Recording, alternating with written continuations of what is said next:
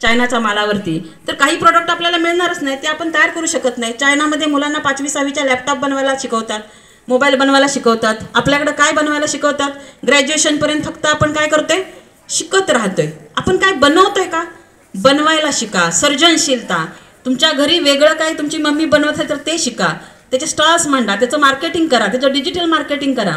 आणि जगाच्या कानाकोपऱ्यामध्ये पोहोचण्यासाठी छोटे छोटे उद्योगपती आणि महिला उद्योगपती, अगदी इंद्राणू असेल किंवा आत्ताच्या तुम्ही पुण्याची जर एक महिला बघितली, पुरणपोळी स्पेशल, जगभरामध्ये काही त्यांनी रेस्टॉरंट खोललेले आहेत की जिथं त्या पुरणपोळीला खूप मागणी आहे.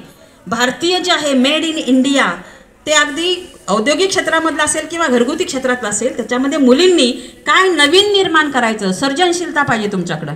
तू खुद की खोज में निकल, तू किस लिए हताश है, तू चल तेरे वजूद की समय को भी तलाश है. ये तुझसे लिपटी बेड़िया समझना इसको वस्त्र तू, ये तुझसे लिपटी बेड़िया समझना इसको वस्त्र तू, ए बेड़िया पिघाल के बना ले इसको शस्त्र तू.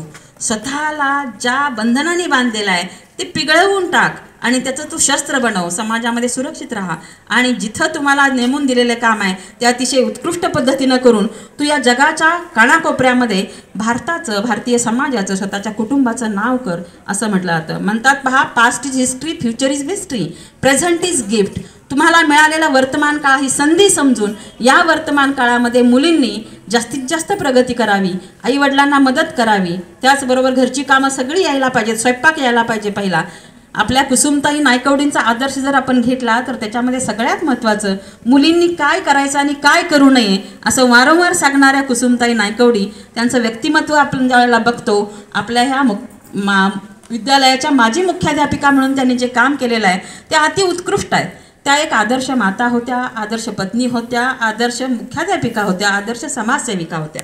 म्हणजे एखादी स्त्री किती चांगली कामं करू शकते यासाठी दूरवर जाण्याची काही गरज नाही. आपल्या समोरच अशा अनेक स्त्रिया आहेत की ज्यांचा आदर्श तुम्ही घ्याल. आणि महिला दिनानिमित्त मला एवढंच सांगायचं आहे की मुली ह्या फक्त कोमल नसतात, प्रसंगी रणरागिणी होऊ शकतात, स्वतःचं संरक्षण करण्यासाठी तरबेज होऊ शकतात आणि त्याचबरोबर कुटुंबाला आर्थिक सक्षम करण्यासाठी सुद्धा जबाबदारी पेलू शकतात. अगदी हिमालय चढणारी असेल किंवा विमानातून अंतराळात जाणारी असेल किंवा ॲस्ट्रॉनॉट बनून अंतराळ प्रयोगशाळेमध्ये संशोधन करणारी असेल, अशा सुद्धा महिला आहेत.